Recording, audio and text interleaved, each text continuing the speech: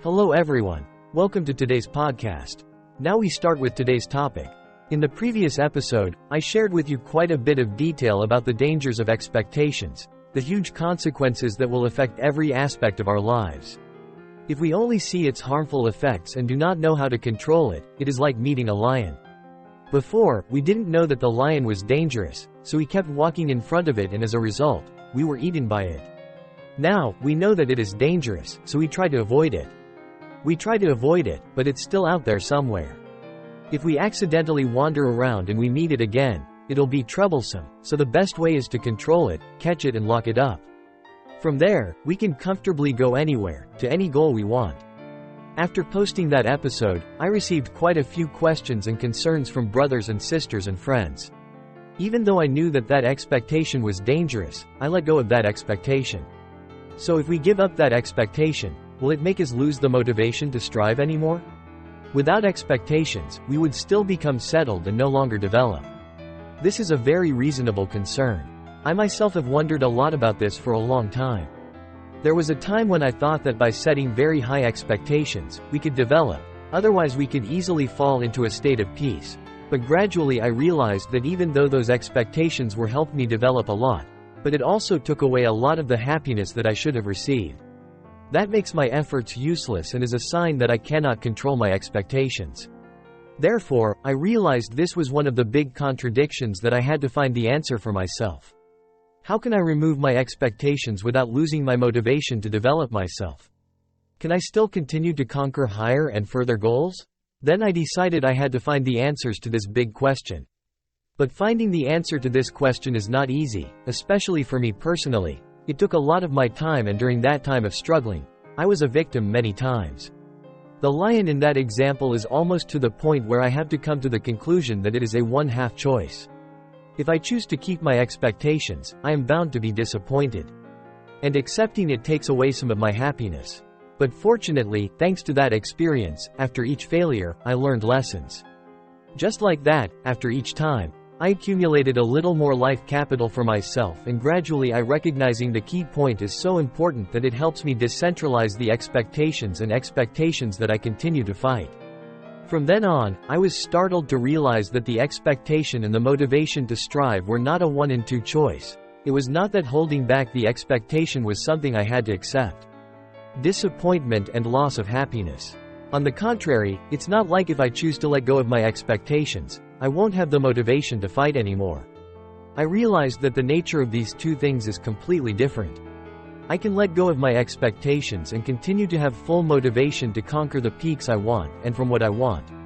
With this discovery, I have gradually built for myself a complete framework that helps me manage my expectations.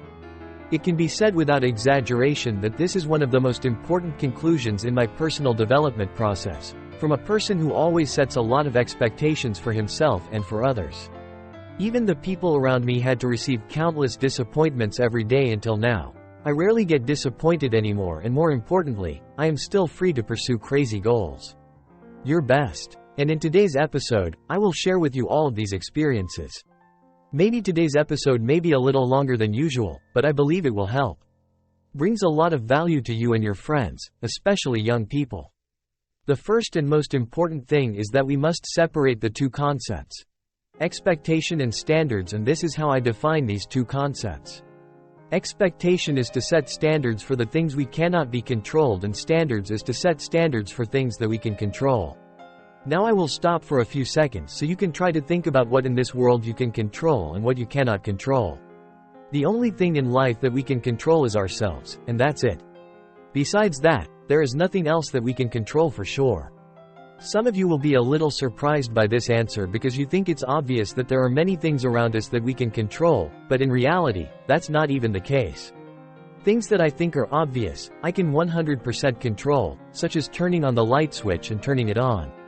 It sounds very obvious, but have you ever come home and turned on the light switch and the light didn't turn on, only to be startled by the realization that, oh, the power went out? It's a moment. Even though it was just a small disappointment, it was a moment of disappointment because previously we were expecting an obvious result, but the power outage was beyond our control. Therefore, after thinking carefully, we will see that the only thing in life that we can control is ourselves. everything else in the world. Hey, it all has its own way of operating. The way it exists and operates is not to serve our expectations. We should not have our expectations. We should not have expectations. Hoping for anything other than our own actions, no matter how obvious it may be, including a light switch that we don't even control. Obviously we can't control the weather or other people's behavior. Don't expect that when you help someone, they will be grateful to you. Don't expect that if you are sincere with someone, they won't come back to harm you. The only thing we can expect is when if we want to raise our hand, 1 second later our hand can be raised. We can expect that when we want to give something to someone, we can give it. For example, I do something. This podcast series is also me giving you my knowledge, and no one can stop me from doing that. Even if I don't have the internet, I will go somewhere else to post. If the world doesn't have the internet anymore, then I will write a book. So once I want to give, no one can stop me. Even if tomorrow no one will see what I share anymore, I will still share because of what I want to do is something I can control, and because of that there is nothing that can stop me. But I do not set the outcome that you will thank me for, because that is beyond my control. My control is the risk that if you don't thank me, I will be disappointed. On the contrary, because I have no expectations, I am very happy when I receive thanks. Your gratitude is the first core foundation. We must define what are expectations, what are standards. The things that we cannot control are expectations, and the things that we can control, we can control. It can be set into goals, and these goals will be the standards. This may seem very simple at first glance, but this discovery is a very important foundation that has helped me develop a series of other valuable conclusions for myself since I was born. Once I discover this, I can allow myself to completely let go of my expectations and still pursue very high standards for myself without having to worry about being disappointed. Let me tell you a small example from my own case before and after I discovered this, which is that punctuality has always been very important to me, and I am proud of anything. Wherever I work, I am famous for being punctual. 99% of the time, when I make an appointment, I will be on time. I have a standard for myself, that is that I will always show up 5 to 10 minutes before the meeting, not late because of lack of respect for my partner, but also not too early because that also causes inconvenience for others, and to ensure this, I have to invest a lot of effort and preparation. Not a sense of punctuality is not enough. I would rather accept being early then and sit outside the car to wait. Before each appointment, to ensure punctuality, I always check the location and place where I will make the appointment and the journey I will take from my place to the meeting point to see if there are any risks. For example, if I know there will be traffic jams on the route I'm going to take, I will prepare more time to travel, or I will switch to public transportation. And if that is a place but the first time I come, I will plan in case I can't find a parking space. The solution is that I will research in advance which parking lot nearby will have space for a certain period of time. Whether I come or not, if necessary, I book a parking space in advance. Even if it is a complicated building, I will include extra time to find a way from the parking lot to the meeting place. That is some examples that I prepare to ensure my punctuality in each meeting. However, certainly nothing in this world is absolute. There will certainly be force majeure cases that prevent me from being able to be on time. So I have the next rule, that is if I cannot arrive on time, I will let the other party know at least 30 minutes in advance, or, if possible, 1 hour or more. And if possible, I will try to tell specifically how long I will be late. Minute. Because I believe that once I'm late, I've lost my respect for the other person. So at least I have the responsibility to let them know as soon as possible. They have a plan to use the time waiting for me to do something useful for them. Maybe they'll take advantage of their meeting with someone else, or they'll sit down and eat something first instead. Because I have to wait for me in vain. As you can see, I have very high standards for myself regarding punctuality, and because I spend a lot of my time and effort to ensure such punctuality, I used to expect others to be punctual with me, and because that was the expectation, in the past, whenever someone was not on time, I would be very upset. It's frustrating, but since then I've realized these are things I can't control, and if I continue to keep that expectation it will only make me more upset. Then I decided to let go of my expectations about other people's punctuality. I replaced it with my own standard, which is that if someone is 30 minutes late without notice, I will go home no matter who it is. And I don't just apply this rule to my subordinates. I've even left meetings with my managers. I once left when a creative director of a company I was interviewing with was 30 minutes late without any prior notice, and more importantly, I fulfilled these standards in a very comfortable way. No longer get upset about things that are beyond my control. The thing that I waited for, the thing that I gave them an extra 30 minutes and the thing that I left were things that I was proactive in.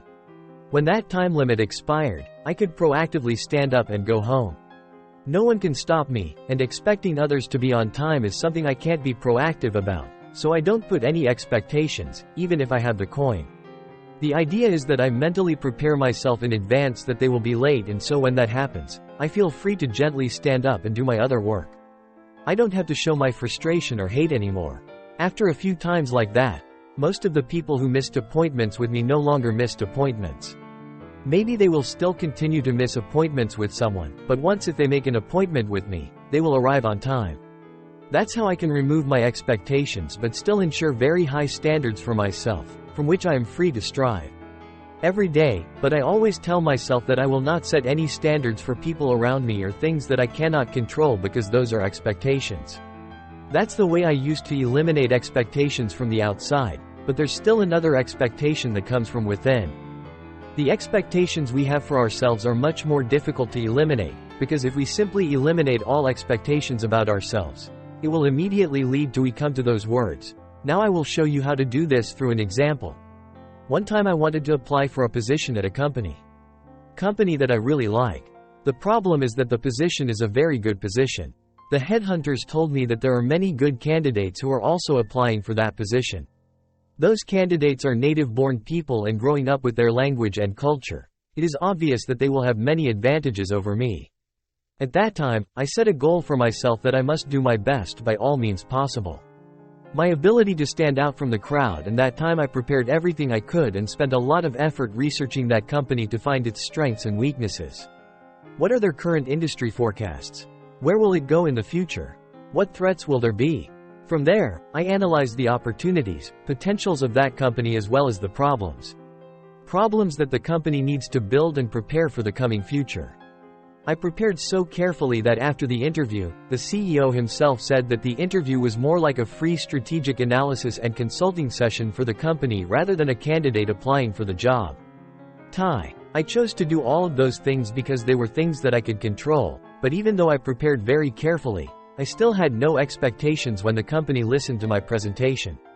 After presenting it, it was obvious that he would accept me in.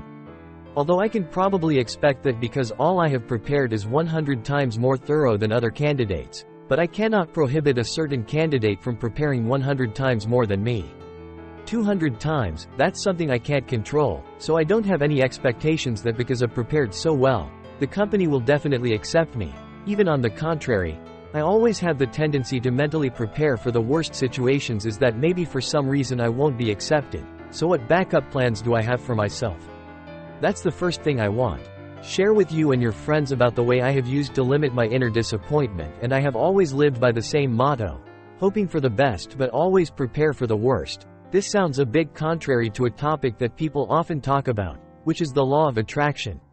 When we believe in something, the universe will respond.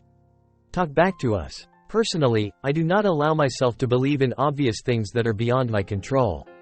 I always tend to prepare for the worst, and thanks to that, it helps me have a plan to be prepared when that happens, and if on the contrary, when a good outcome happens, there is joy multiplied by 2, and that is the first way for me to limit the frustration from within myself.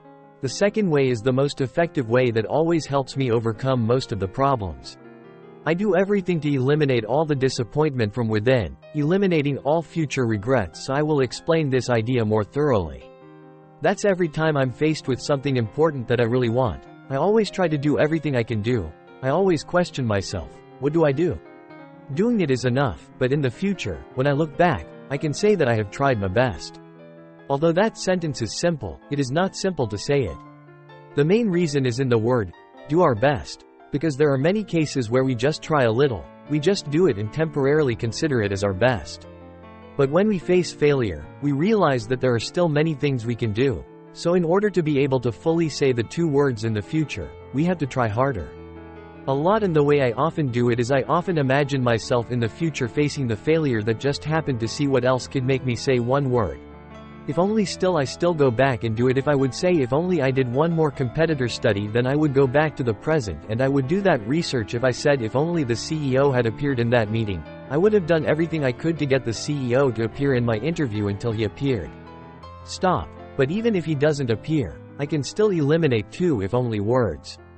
Because I have tried all my methods and just like that, at some point in the future I look back and cannot find any more if only words, then that is the moment I can safely say to myself that I have tried my best, and only when I have actually said that sentence is the most effective way to help me feel very good. Gentle and comfortable in many situations, even in situations where I had to lose things that were very important to me. Although looking back, I regret that I didn't get what I wanted. I want to, but I never feel disappointed in myself because I know for sure that I have tried my best and there is nothing I can try that I haven't tried already, and this way is a very effective way. Indeed, it is the best medicine that makes me feel very light to move on, and for me, I simply have those 2 ways to limit my disappointment in myself. If you learn about this topic, you will see people pointing out all kinds of ways that we have to learn how to let go and then this or that, but for me, I just need to do it. It's a good thing that this bullet point is that we can keep going steadily no matter how big the failures we encounter. It will not make us feel disappointed, and once we have determined, after giving myself such clear methods, I allow myself to pursue the highest goals without fear of disappointment. By the way, I also want to share a little more with you guys about how I move forward toward these goals. That is, we should focus on enjoying the journey. We should not focus on the destination and forget to enjoy the journey, which is more important than this sentence, brothers and sisters and friends. I've heard it a lot, but let me share a little more from my perspective, taking a simple example of the journey that the vast majority of you have followed my podcast from the first episodes. Surely everyone is familiar with the journey to financial freedom. I always tell you to know what specific picture you are aiming for. It is the picture of financial freedom.